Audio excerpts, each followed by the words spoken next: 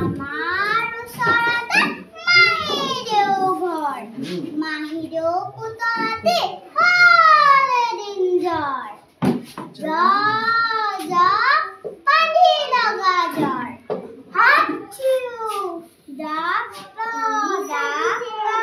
মাহীদেউৱে ক'লে আমি বগা দাদা দিলে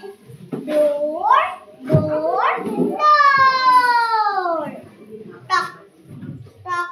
দুৱাৰত ডাক্তৰে কৰে টক টক পুতলাই গৈ কপে ভয় নাই ডাক্তৰে ক'লে লাহেকৈ পুতলাক বেজী এটা দিলে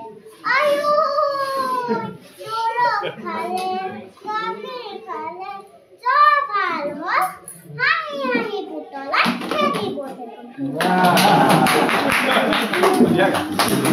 মাহী আছে নে মাহী আছে নে আছে আছে জ্বৰ হৈছে নে